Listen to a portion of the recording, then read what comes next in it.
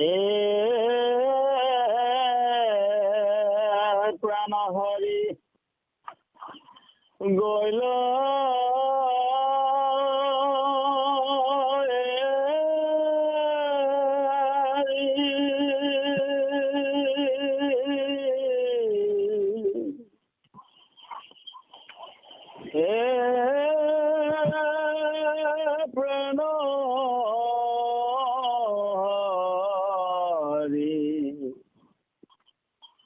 গৈল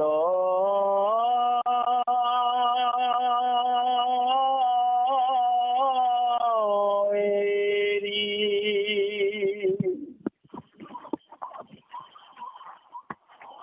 হেন হৰি ভৈলো বঞ্চিত কিমতে ধৰিব আৱে চিত্ত সুপ্ৰভাতে মথুৰা বুঢ়ীৰ মুখ পদ্ম দেখিবে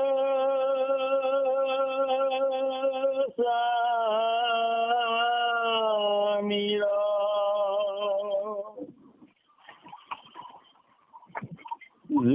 জীৱন প্ৰাণ পতি আজি পাইবে কোন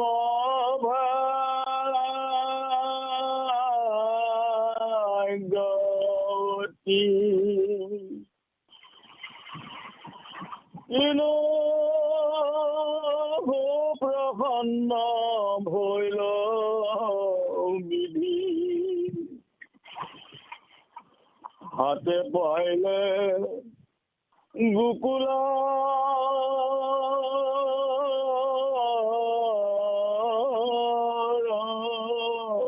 নিধি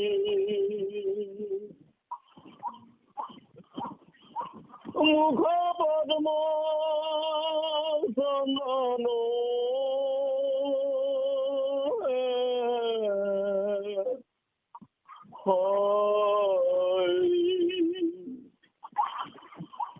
আনন্দে দেখিবে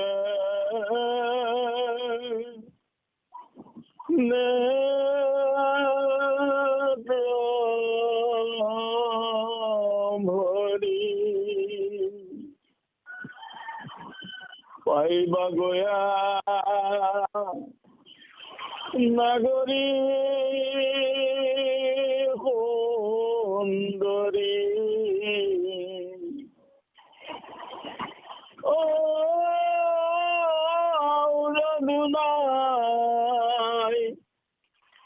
নাচিব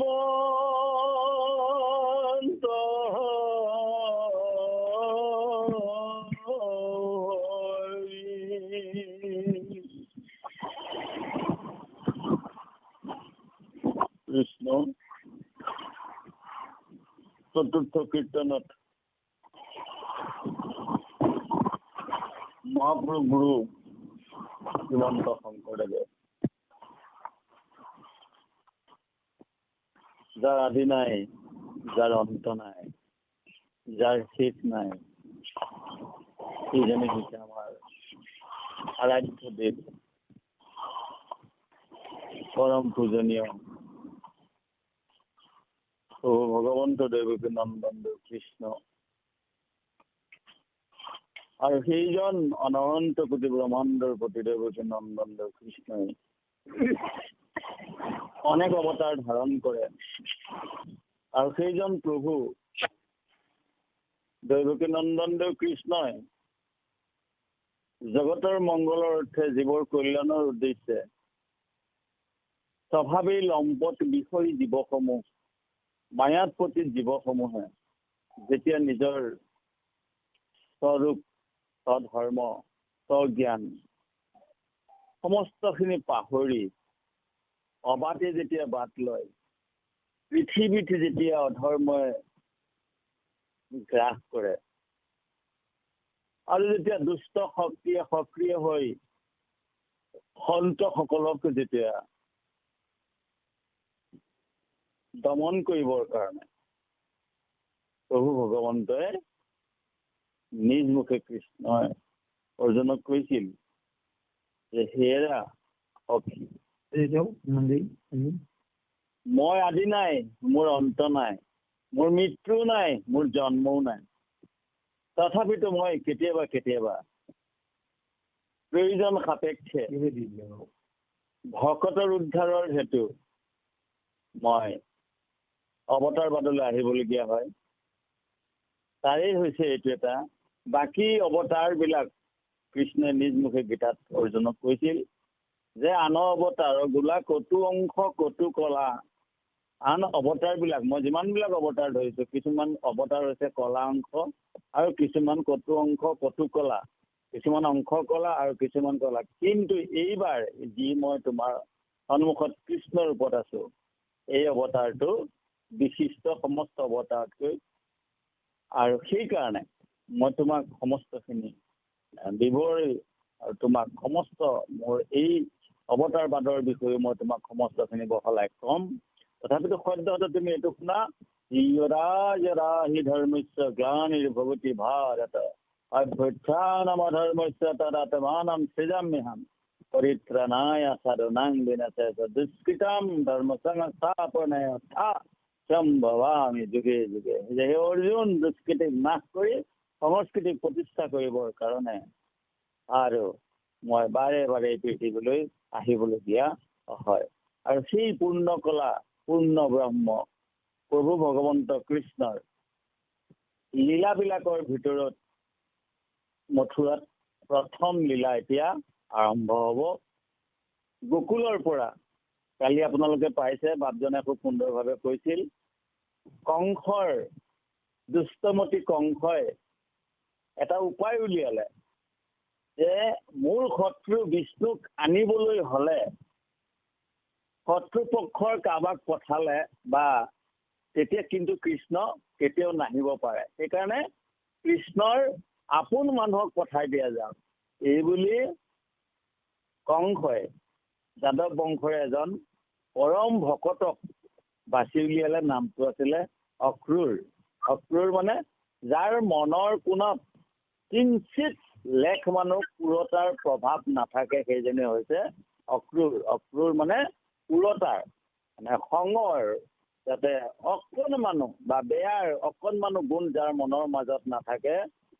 সৰ্পবিলাক কুলমতি বুলি কোৱা হয়, যাৰ মতিবিলাক বেয়া, কিন্তু যাৰ মনৰ মাজত অকণমানো বেয়াৰ প্ৰভাৱ নাথাকে সেইজনে হৈছে অক্ৰূৰ। আৰু সেই অক্ৰূৰকে পঠাই দিছিলে। আৰু অক্ৰূৰে গৈ পুনৰবাৰ, মানে অক্ৰূৰে গৈ যেতিয়া কৃষ্ণক যেতিয়া অনাৰ কথা যেতিয়া ওলাই পৰিল যে কৃষ্ণক মথুৰালৈ লৈ যাব, আৰু তেতিয়া এই কথাসমূহ শুনি যে কৃষ্ণৰ প্ৰাণৰ ধনক নিবলৈ অহা, যে আমাৰ জীৱৰ জীৱন স্বৰূপ কৃষ্ণক লৈ যাবলৈ অহা সেই ঠিক 8-9 বছৰীয়া বয়সতে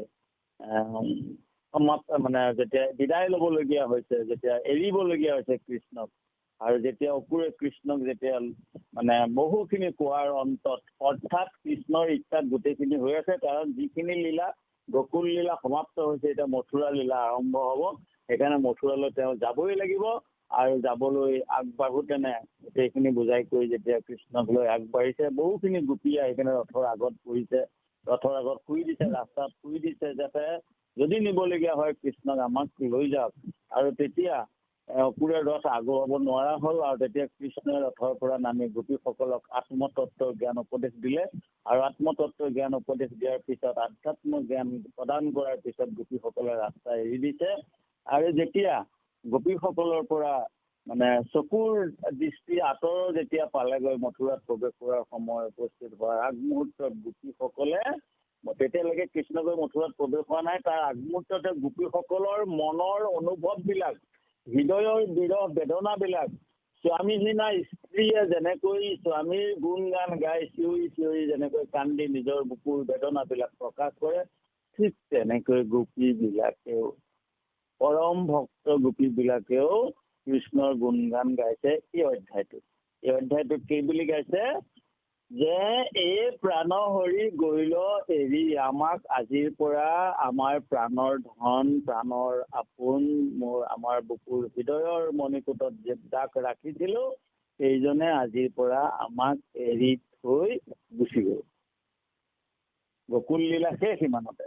আৰু গকুল লীলাৰ পৰা যেতিয়া মথুৰা লীলালৈ আৰম্ভ হৈছে, আৰু তেনেকুৱাতে গোপীবিলাকে চিঞৰি চিঞৰি কি বুলি কৈছে যে আজিৰ পৰা আমি আমাৰ নয়নমণি হৃদয়ৰ কোণত যাক আমি ৰাখিছিলো সাঁচি, যাৰ মুখ পদ্ম দৰ্শন কৰাৰ লগতে সমস্ত দুখ বেদনা ক্লেশ নাইকিয়া হৈ যায়।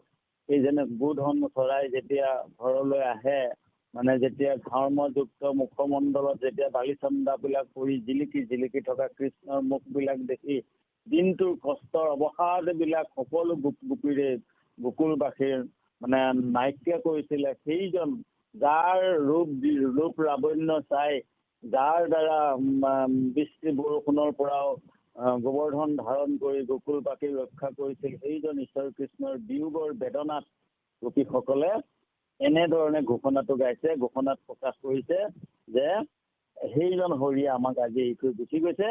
আৰু কৈছে হেন হৰি ভৈলহো বঞ্চিত, যাৰ মুখ পদ্ম চালি সমস্ত দুখ ক্লেশ পাৰ হৈ পাহৰি গৈছিলো, সেইজনৰ পৰা আমি আজিৰ পৰা বঞ্চিত হৈ গলো। হৃদয় অনুভৱ, মনৰ মানুহজন হেৰুৱাৰ পিছত, আপোনজন নাইকিয়া হোৱাৰ পিছত যিটো বেদনাই মানুহৰ অন্তৰত, মানুহৰ হৃদয়ত খুন্দা মাৰে, মানুহৰ দুৰ্বল কৰি তোলে, মানুহক শক্তিমন্ত হলেও যাৰ হেৰুৱাৰ বেদনাই মানুহক নিষ্ক্ৰিয় কৰি পেলায়, মানুহৰ বল শক্তি কমাই দিয়ে, সেইজন ঈশ্বৰৰ প্ৰতি ধাবিত হোৱা মানে গোপীসকলৰ যিটো মানসিক যিটো ধাৰা, মানসিক যিটো গতি, সেই গতিটো স্তব্ধ হৈ গৈছে, বঞ্চিত হল বুলি কৈছে। যে আজিৰ পৰা তেওঁক আমি লগ নাপাওঁ।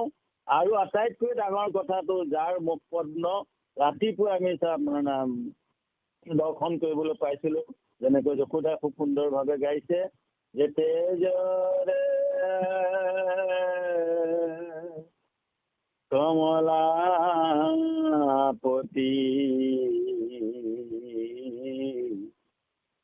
পৰভা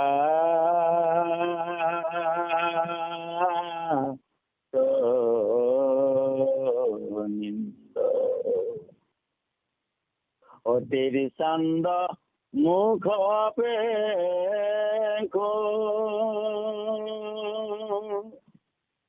ওঠৰে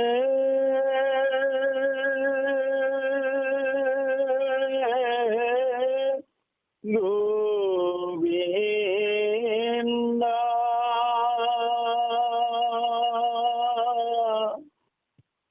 অতজৰে কমলাপতি পৰভা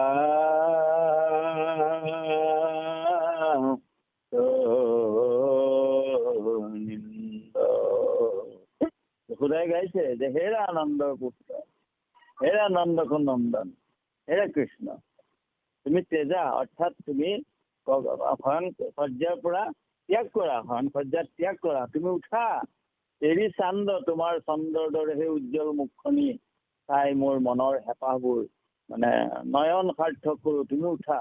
ঠিক তেনেকৈ গোপীসকলেও সেই কৃষ্ণৰ প্ৰভাতী পুৱাতেই কৃষ্ণৰ ৰূপ লাৱণ্য মানে দৰ্শন কৰি মানে সকলোবিলাকে মনত যি আনন্দ লভি আছিল আজি 9-10 বছৰে, সেই আনন্দৰ অন্ত পৰাত মানে বিধিকে দোষাৰোপ কৰিছে যে বিধিয়ে আমাক কি বঞ্চিত কৰিলে, বিধিৰ ওচৰত আমি কি দুখ লগাইছিলো, যাৰ কাৰণে আজিৰ পৰা আমি কৃষ্ণক আৰু দেখা নাপাওঁ। এই অয়নি বিদুৰ দীঘ অধৱলী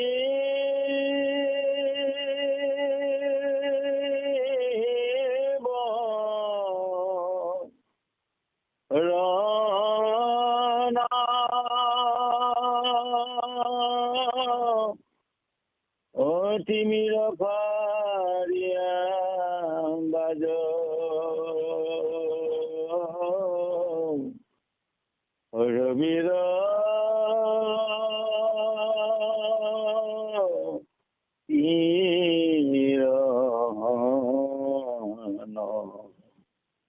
আন্ধাৰৰ বুকু ফালি অন্ধকাৰক নাশ কৰি পূব দিশৰ পৰা প্ৰভাতী সূৰুযে ভুমুকি মাৰিলে অন্ধকাৰবোৰ নাশ হ'ল। তুমি উঠা আৰু তোমাৰ মুখখন চাই, এই চন্দ্ৰৰ দৰে মুখখন চাই, পূৰ্ণিমাৰ চন্দ্ৰৰ দৰে মুখখন চাই চাই আমি তোমাৰ গুণানুকীৰ্তন কৰি আমাৰ জীৱন সাৰ্থক কৰোঁ। তাৰ পিছতে গোপীসকল আকৌ মানে মুখত শব্দবোৰ বাক্যবোৰ উচ্চাৰণ কৰিছে। শতপত্ৰ বিকশিত অভ্ৰমৰ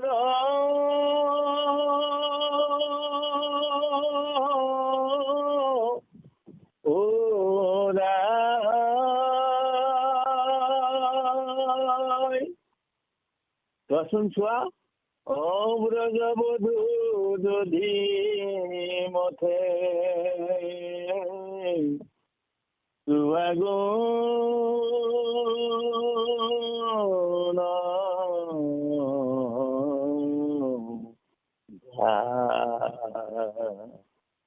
চোৱাচোন চোৱা, সৰোবৰত শতপত্ৰ অৰ্থাৎ পদুম ফুলবোৰ ফুলি উঠিছে। তাতে ভোমোৰাবোৰে গুণগুণ গুণগুণকৈ তোমাৰেই গুণানুকীৰ্তন কৰিছে।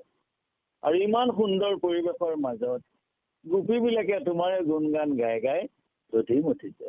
এনেহেন নয়নমণি কৃষ্ণক বঞ্চিত হলো আমি আজি। আৰু সেইজন কৃষ্ণই আমাক এৰি থৈ যাবলৈ ওলাইছে। এই আমাৰ বিধিৰ বিপাক আৰু আমাৰ কপালৰ লিখন।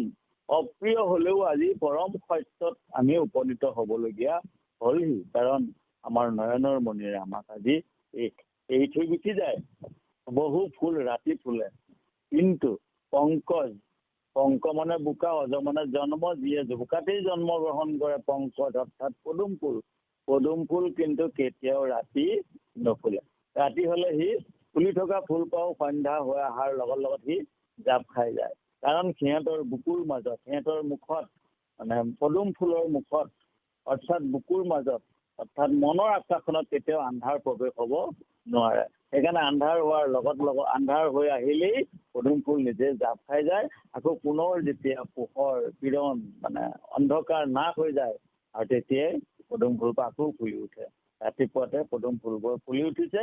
আৰু সেই সুপ্ৰভাতে মথুৰা পুৰীৰ মুখপদ্ম দেখিবে স্বামী ৰয়তিয়া গোপীসকলে এটা অনুভৱ ব্যক্ত কৰিছে। গোকুলৰ গোপীসকলে কৈছে যে কালিৰ পৰা আমাৰ অস্তাচলত আমাৰ নয়নৰ মণি কৃষ্ণ সূৰ্য অস্ত পৰিল, কিন্তু মথুৰাপুৰীত কাইলৈৰ পৰা কৃষ্ণ সূৰ্যৰ উদিত হব। কৃষ্ণ সূৰ্যই কাইলৈৰ পৰা তাত মথুৰাত মানে উদিত হব। অৰ্থাৎ কাইলৈ পুৱাতে গৈ এই কথাটোৰ পৰা স্পষ্ট মানে কথাপাতি ওলাই পৰিছে যে আজি গৈ কাইলৈ পুৱাতেই মথুৰাপুৰীত কৃষ্ণ গৈ কিনে প্ৰৱেশ কৰিব। অৰ্থাৎ সুপ্ৰভাতে মথুৰাপুৰীৰ মুখ পদ্ম দেখিবে স্বামীৰ, মানে সন্ধ্যা সময়ত গৈ পেলাই আৰু ৰাতিটোত ৰাতি পুৰা বিশ্ৰাম লয়। আৰু পিছদিনাখন পুৱাতেই কৃষ্ণই তেওঁৰ ভ্ৰমণ আৰম্ভ কৰি দিব। আৰু নগৰৰ নাগৰিকবিলাকে অৰ্থাৎ নাগৰী মানে নগৰত বাস কৰা নাগৰিক বুলি কোৱা হয়। আৰু তাতে সুন্দৰী মানে নাগৰিক শব্দটো ব্যৱহাৰ কৰিছে। অৰ্থাৎ নগৰৰ নাগৰিক হিচাপে আৰু সুন্দৰৰ পূজাৰী হিচাপে সেই গোপীসকলৰ অৰ্থাৎ মথুৰাৰ গোপীসকলে যে কাইলৈ পুৱাৰ পৰাই কৃষ্ণৰ মুখ দৰ্শন কৰিব পাৰিব। আৰু মথুৰাত গৈ কৃষ্ণ সূৰ্য উদয় হ'ল আৰু আমাৰ গোকুলত কৃষ্ণ সূৰ্য আজিৰ পৰা অস্ত গ'ল বুলি নিজৰ ভাৱনাৰ দ্বাৰা মানে নিজৰ নিজৰ ভাৱৰ অনুপাতে সকলোবিলাক গোপীয়ে নিজৰ নিজৰ কথাবোৰ ব্যক্ত কৰিছে। আৰু লগতে তেখেতসকলে এই কথাটোও কৈছে যে আমাৰ জীৱন, মন, প্ৰাণ, মন, ধন সমস্তখিনি কৃষ্ণই আছিলে। জীৱৰ জীৱন প্ৰাণৰ প্ৰতি আমাৰ জীয়াই থকাৰ শক্তি, আমাৰ সৃজনী শক্তি, চৈতন্য শক্তি, চলিব পৰা শক্তি সমস্তখিনি আমাৰ কৃষ্ণই আছিলে। কিন্তু আজিৰ পৰা আমাৰ এই ভাগ্য শূন্য হ'ল। আৰু আমাৰ আজিৰ পৰা আমাৰ অংগনা মানে অৰ্থাৎ চোতাল মানে খালী হৈ পৰিল। আৰু মথুৰাবাসীৰ কাইলৈৰ পৰা কৃষ্ণ দৰ্শনৰ মানে সৌভাগ্য প্ৰকাশ পাইছে। কিনো সুপ্ৰসন্ন ভৈল বিধি, কিনো সুপ্ৰসন্ন, কাইলৈৰ পৰা বিধিৰ মথুৰাৰ লোকসকলৰ মানে বিধি সুপ্ৰসন্ন হ'ল, অৰ্থাৎ কৃষ্ণৰ কৃপাৰ যোগ্যতা অৰ্জন কৰিলে আৰু কৃষ্ণক কাইলৈৰ পৰা দেখা পাব। আৰু গোকুলৰ নিধি, গোকুলৰ যি সম্পদ, গোকুলৰ যি মহামূল্যৱান সম্পদ, সেই সম্পদেই হৈছে কৃষ্ণ, আৰু সেই কৃষ্ণ কাইলৈৰ পৰা দেখিব। এয়া হৈছে আমাৰ, আমি কথাখিনি সদায় আমি ভাগৱত কথা অৰ্থাৎ কৃষ্ণ কথা আমি শুনিব লাগিব। শুনি কি কৰিব লাগিব? শুনি তাক মানিব লাগিব। গোটেই শাস্ত্ৰখনে হৈছে উপদেশী গ্ৰন্থ। নাৰায়ণে ব্ৰহ্মাক দিছিল, ব্ৰহ্মাই নাৰদক দিলে, নাৰদায়নে ব্যাসক দিলে, ব্যাসে পাই শুকক দিলে। কি দিলে? উপদেশ দিলে। আৰু মহাপুৰুষ গুৰুজনে আমাক সেই উপদেশখিনি দি দিছে। সেইকাৰণে উপদেশী গুৰুজনে উপদেশ নামৰ এটা অধ্যায় ৰচনা কৰিছে। আৰু উপদেশটো আমাক দিছে যে আমি এই কথাবিলাক অৰ্থাৎ সদায় কৈ থাকিলেই নহ'ব, ইয়াক নিজ জীৱনৰ লগত, সাম্প্ৰতিক মানে জীৱনৰ লগত, জীৱন সংগ্ৰামটোৰ লগত কৃষ্ণক সাৰথি কৰি ল'ব লাগিব। যেনেধৰণে অৰ্জুনে সাৰথি কৰি লৈছে, আমিও ঠিক তেনেধৰণে কৃষ্ণক যেন আমি মনৰ মানে আকাশখনত, মানে মনৰ মাজত যেন কৃষ্ণৰ উপস্থিতি সদায় অনুভৱ কৰিব পৰা হ'ব লাগিব। যে মোৰ মনৰ মাজত অৰ্থাৎ মোৰ হৃদয়ত বা অৰ্থাৎ মোৰ আশে পাশে বা অৰ্থাৎ মোৰ কাষত, মোৰ হৃদয়ৰ মানত, মোৰ হৃদয় কমলত মানে যেন কৃষ্ণৰ উপস্থিতিটো আমি অনুভৱ কৰিব পাৰিব লাগিব। যেন কৃষ্ণ মোৰ লগত আছে তাৰমানে, আৰু সঁচাকৈ আছে। সঁচাকৈ থকাৰ কাৰণেহে আমাৰ ৰথখন চলি আছে, অৰ্থাৎ আমি জীয়াই আছে। যি মুহূৰ্তত কৃষ্ণই আমাৰ ৰথৰ পৰা নামি দিব, অৰ্থাৎ অৰ্জুনৰ ৰথৰ পৰা যেনেকৈ নামি দিয়াৰ লগত অৰ্জুন নিষ্প্ৰভ হৈ গৈছে, মানে শক্তিহীন হৈ গৈছে। আৰু আমাৰ ৰথৰ পৰা যি মুহূৰ্ততে নামি দিব, সেই মুহূৰ্ততে আমাৰ ৰথখন স্তব্ধ হৈ যাব। এইখন ৰথে আৰু কেতিয়াও গতি কৰিব নোৱাৰে দেই। কিনো সুপ্ৰসন্ন ভৈল বিধি, হাতে পাইল গোকুলৰ নিধি। গোকুলৰ সম্পদ আজি মানে উদয় হ'লগৈ মথুৰাত। তাকে দুখ কৰিছে ব্ৰজৰ গোপীসকলে।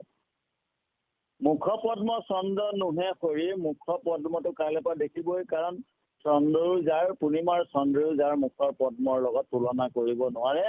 আনন্দে দেখিবে নেত্ৰ ভৰি, আনন্দ মনেৰে কাইলৈৰ পৰা মথুৰাৰ গোপীসকলে, মথুৰাৰ নৰনাৰীসকলে কৃষ্ণৰ সেই সুপ্ৰসন্ন মন মুখখন দেখিবলৈ পাব, আৰু আনন্দত আত্মাৰ হ'ব। আমাৰহে দুখৰ দিন বুলি মথুৰা মানে গোকুলৰ আইসকলে, বাইসকলে, সকলোৱে চিন্তা কৰিছে। পাইবা গয়া নাগৰী সুন্দৰী, আউৰ দুনাই নাখিবন্ত হৰি। কাইলৈৰ পৰা সেই নগৰত থকা সুন্দৰ সুন্দৰ যুৱতী, সুন্দৰ সুন্দৰ নাৰীবিলাক, সুন্দৰ সুন্দৰ গাভৰুবিলাক দেখি আমালৈ কিজানি কৃষ্ণই পাহৰিয়েই যাব। আমাক চাগে কোনোদিন আমাৰ কথা মনতো নপৰিব, আৰু আমাক চাবলৈ নাহেও, কেতিয়াও আমাৰ কথা নুসুধিব। কাৰণ আমাতকৈ ধুনীয়া ধুনীয়া মানে গাভৰুবিলাক তেওঁ যেতিয়া কাইলৈৰ পৰা নগৰত পাই যাব, নগৰত পাই গ'লে আমাৰ গাঁৱৰ ছোৱালীলৈনো ক'ত মনত পেলাব, বা গাঁৱৰ লোকলৈনো ক'ত মনত পেলাব। এয়া হৈছে ভক্তি ভৰা হৃদয়ৰ অকুণ্ঠ আহ্বান, অৰ্থাৎ কৃষ্ণৰ প্ৰতি থকা ভক্তিৰ প্ৰেমৰ এটা ধাৰা নিগৰি নিগৰি বৈ আহিছে, নিগৰিত হৈছে। আৰু সেই নিগৰিত হোৱা মানে গোপীসকলৰ ভক্তিৰ মানে ধাৰাটোত আমি সকলোৱে যদি সাঁতুৰিবলৈ পাৰোঁ নহয়, আমি যদি সাঁতোৰ মেলোঁ, বা অৰ্থাৎ আমাৰ মনৰ সাঁতোৰটো মেলি দিওঁ, নিশ্চয় আমাকো সেই ভক্তিৰ ধাৰাই ধৌত কৰি আমাৰ মনৰ, আমাৰ কামনাৰ, আমাৰ মানে বেয়াবিলাক ধুই ধাই, যেনেকৈ কাপোৰ এটাত চাৰ্ফ দি ধুই ধাই দিলে পৰিষ্কাৰ হৈ যায়, ঠিক তেনেকৈ গোপীসকলৰ ভক্তিৰ যিটো দৰ্শন, ভক্তিৰ যিটো ধাৰা, ভক্তিৰ যিটো উপদেশ, এই ধাৰাটো যেতিয়া আমি সাঁতোৰ মেলিম বা যেতিয়া ভিজি যাম, তেতিয়া আমাৰ মলবিলাক অৰ্থাৎ আমাৰ বেয়া গুণবিলাক আপুনি নাইকিয়া হৈ কৃষ্ণৰ চৰণলৈ আমি ধাৱি যাব পাৰিম, আৰু কৃষ্ণৰ মুখ আমি নিশ্চয় দেখা পাম। অসাধ্য ভাঙিল খানে কতে, উপাসন্ত লক্ষ্মীকে নমতে, এই কিনো নিদাৰুণ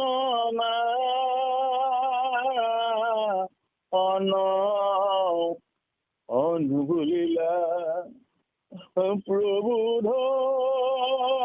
বচন। বেয়া লাগিছে আমাৰ, বেয়া লাগিছে, অন্তৰে হাহাকাৰ কৰিছে।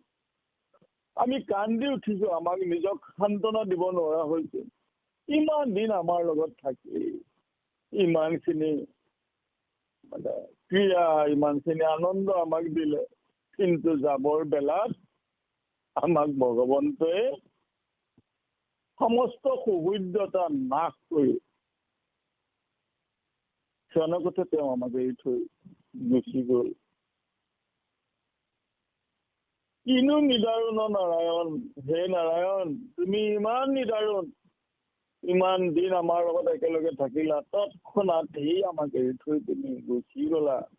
নগৰৰ পৰা অহা বাৰ্তাটো পাই নাগৰিকবিলাকৰ কাৰণে মন ধাবিত হৈ, মানে ব্ৰজৰ গোপীসকলৰ মনৰ অনুভৱ এইটো। সিহঁতি কৈছে যে নগৰৰ পৰা অহা নিমন্ত্ৰণ পাই গাঁওখন এৰি তুমি তৎক্ষণাৎ গুচি গলা, আমাক মাত এটাও নিদিলা, আৰু আমাক তুমি এষাৰ প্ৰভুত বচন নিদিলা। তুমি প্ৰভুত বচন, মৰমৰ মাত এষাৰ নিদিলা। বোধ মানে জ্ঞান, প্ৰভুত মানে পৰম জ্ঞান, মানে মিত্ৰ ভাষা, তাক শুনিলে শুনি থাকিবলৈ মন যোৱা, এনেকুৱা কিছুমান বাক্য তাত প্ৰকাশ পায়। তুমি কিন্তু এবাৰো আমাক চিৰিও নাচালা, আমাক নুসুধিলা, আমাৰ যে তুমি এৰি থৈ গলে আমি তেনেকেই জীয়াই থাকিম, ইমতে বৰ্তিব আবেশ আমি, তেনেকৈ আমি আমাৰ সাংসাৰিক জীৱনটো আগুৱাই নিম, তেনেকৈ আমি গোকুলত কাইলৈৰ পৰা জীৱন নিৰ্বাহ কৰিম, তেনেকৈ জীয়াই থাকিম। তুমি আমাক এবাৰো নুসুধিলা নাৰায়ণ, তুমি ইমান নিদাৰুণ, তুমি ইমান নিদাৰুণ।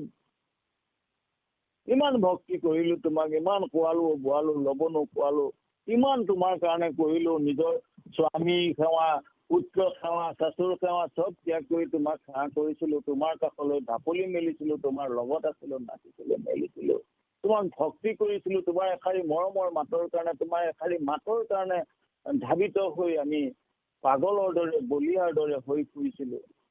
তেনে লোকক, তেনে সুহৃদজনক, আপোনজনক তুমি নগৰৰ নিমন্ত্ৰণটো পাই, কংসৰ বাৰ্তা পাই তুমি আমাক এৰি থৈ গুচি গলা, আমাক এষাৰি মাতো নিবলৈ তোমাৰ সময় নহল। এয়া ভকতৰ আকুল হৃদয়ৰ অন্তঃকৰণৰ পৰা ওলাই অহা কৃষ্ণ ভক্তিৰ এটা মানে নিজৰা স্বৰূপ মানে অনুভৱ। অ প্ৰতিপুত্ৰ এই ভৈলো চেৰি, কোনখতে প্ৰভু গৈলা এৰি,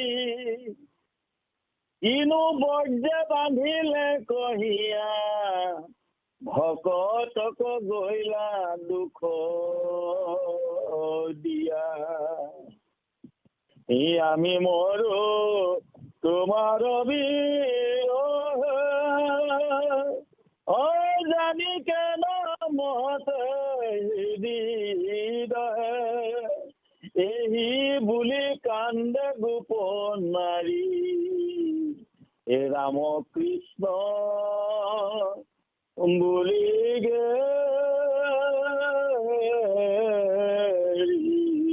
পাৰি।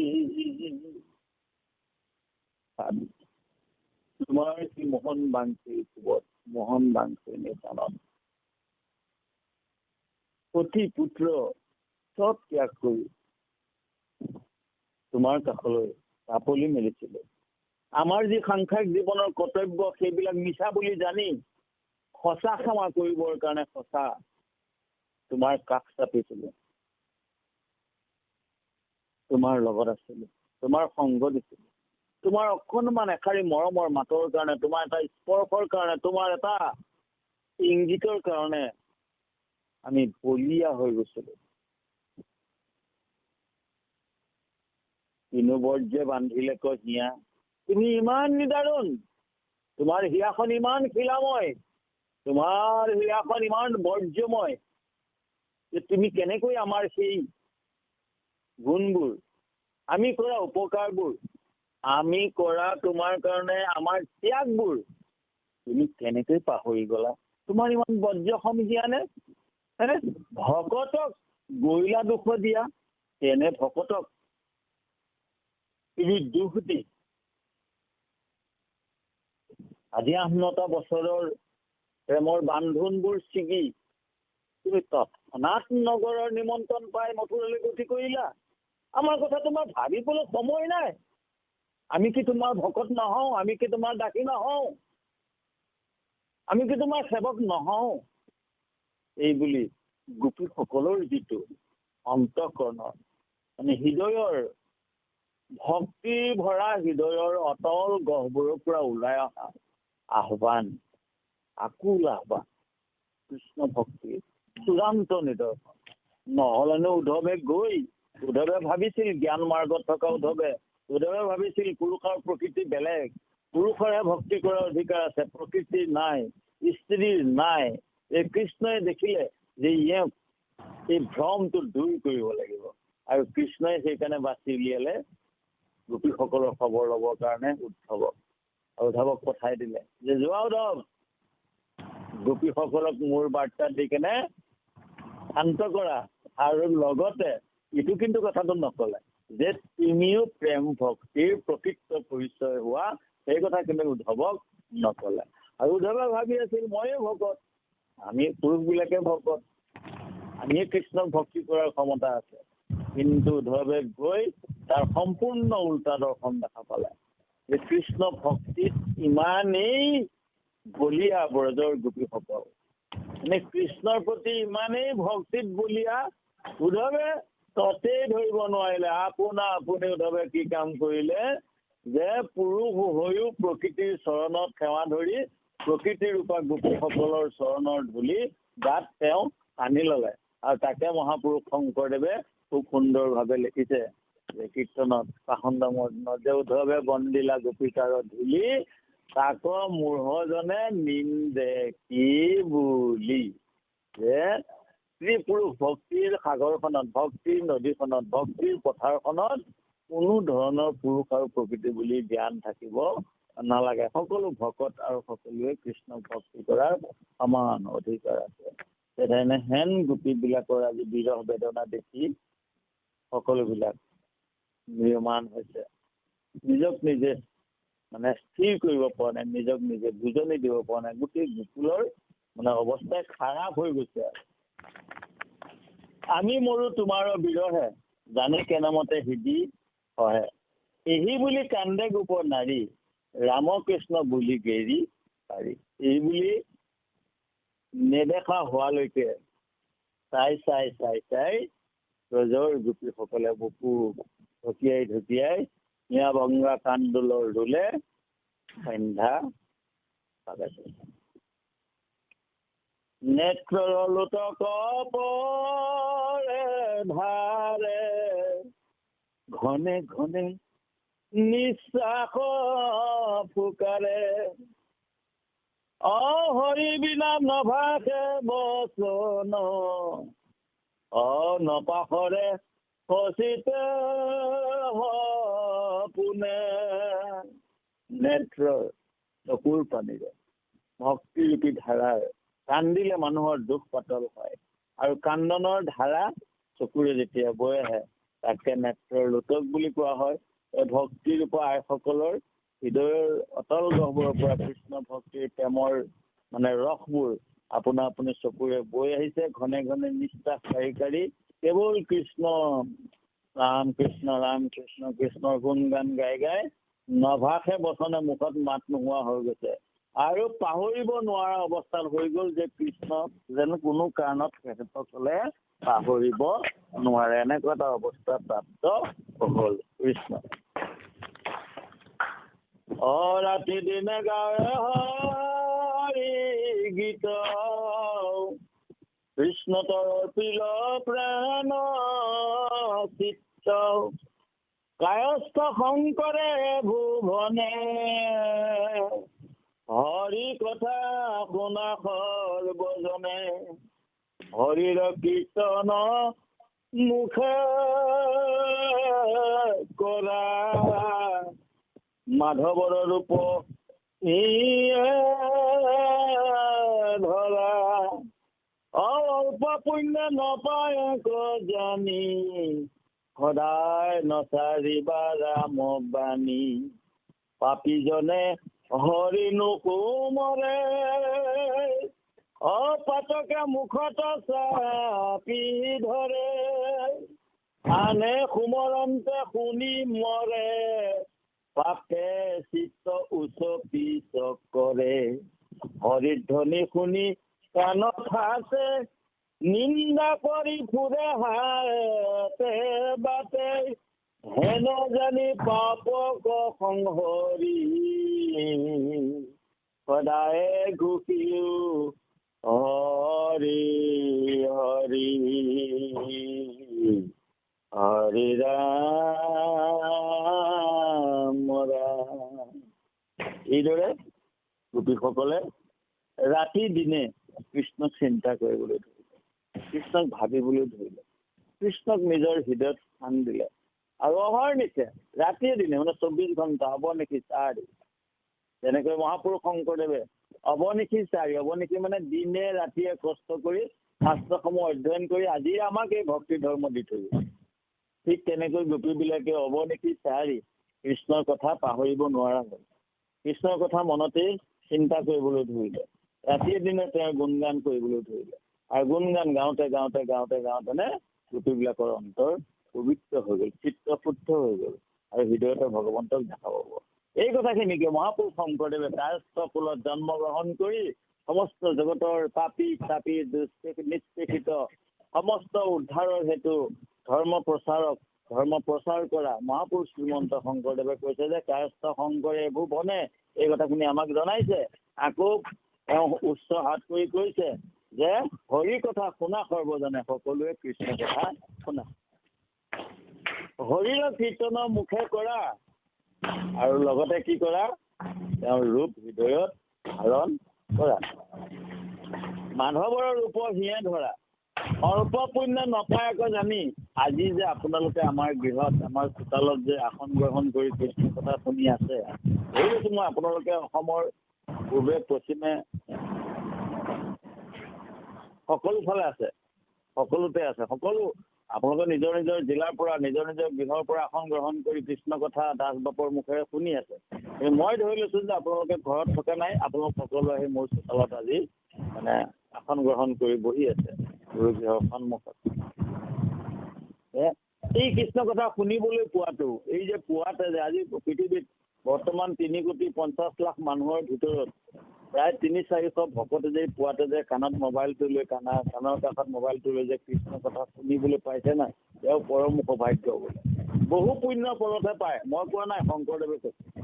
বহু পুণ্যৰ বলতহে এইখিনি সুবিধা আজি আমি পাবলৈ প্ৰাপ্ত হৈছোঁ। অৰ্থাৎ ময়ো ধৰি লওক আজি সদায় গাওঁ বুলি গ'লেওতো গাবলৈ নাপাওঁ, বহুদিনৰ মূৰত এদিন আহে খবৰটো গৰু দাস বাপ কাইলৈ আপোনাক দিয়া হৈছে। এয়া মোৰ পৰম সৌভাগ্য। এয়া কৃষ্ণই নিজে কৈছে, কথাখিনি কৃষ্ণই নিজে কৈছে। আচলতে মই যে আজি পাঠ গাম বা আপোনালোকে যে এই যে কৃষ্ণ কথা শুনিবলৈ এনেকৈ আসন গ্ৰহণ কৰি বহি থাকিব, এয়া আজ্ঞাটো কৃষ্ণই নিজে কৰিছে আচলতে।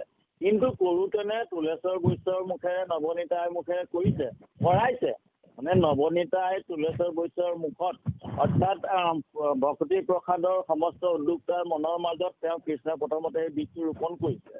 কৰাই মেলি সভাপতি সম্পাদকে ক'লে যে তুলেশ্বৰ বৈশ্য বা আপুনি প্ৰচাৰ সম্পাদক হিচাপে ৰূপা দাসক অমুক বাৰ আনক। মানে গোটেই কথাখিনি গোটেই মানে প্ৰক্ৰিয়াটো আৰম্ভ হৈছে কৃষ্ণৰ পৰা হৈছে আৰু কৃষ্ণই ঠিক তেনেকৈ মনৰ মাজত সোমাই মানে মুখে মুখে কৈ আজি মোক কৃষ্ণ কথা ক'বৰ কাৰণে লৈ আহিলে আৰু আপোনালোকে কৃষ্ণ কথা শুনিবৰ কাৰণে বহাই থৈ দিছে। এয়া বহুত পুণ্যৰ বলতে হৈছে বুলি মই কোৱা নাই, শংকৰদেৱে কৈছে। শুনক, অল্প পুণ্য নপায় আকৌ জানি সদা নচাৰিবা ৰাম বাণী।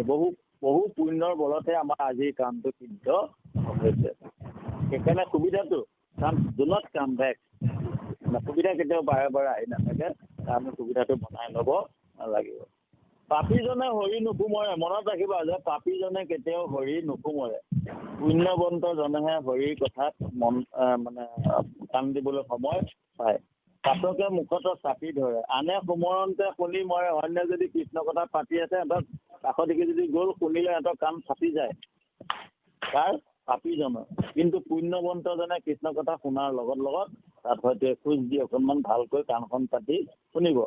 হৰি ধ্বনি শুনি কাণত ফাটে, পাপীবিলাকৰ কাণত যেনেকৈ জোকৰ মুখত চূণ পৰিলে যেনেকৈ নাইকিয়া হৈ যায়, মানে কোচ খাই যায়, যেনেকৈ উচ্চ হৈ থকা সৰ্পৰ ফেটাটো যেনেকৈ গুমনি পৰিলে যেনেকৈ তললৈ নামি আহে, ঠিক তেনেকৈ হৰিনাম শুনাৰ লগত এই পাপীবিলাকৰ মানে কাণত মানে ঠিলা মাৰি দৌৰ মাৰে, যেনেকৈ বলি ৰাজসভাৰ পৰা দৌৰ মাৰিছিলে, গুচি গৈছিলে মহাদৈত্যবিলাকে। হৰিধ্বনি শুনি কাণত ফাটে, নিন্দা কৰি ফুৰে হাতে বাটে, হেন জানি পাপক সংহৰি, সদায় ঘুকিও হৰি হৰি। হেন জানি যে সেই সাধুসকল, সেই সজ্জনসকল, সেই পুণ্যৱান পুণ্য আত্মা, নৰৰ ওপৰত থকা বাপ বান্ধৱ সমস্ত এৰা কেৱল কৃষ্ণৰ কথা শুনা, এই বুলি কৈ মহাপুৰুষ গুৰুজনাই চতুৰ্থ কীৰ্তনৰ এই মানে পাঠভাগ সামৰিছে। আমিও নিশ্চয় সামৰো ইয়াতে, নহয় বাপ? সমস্ত এটা সামৰিব লাগিব নিশ্চয়।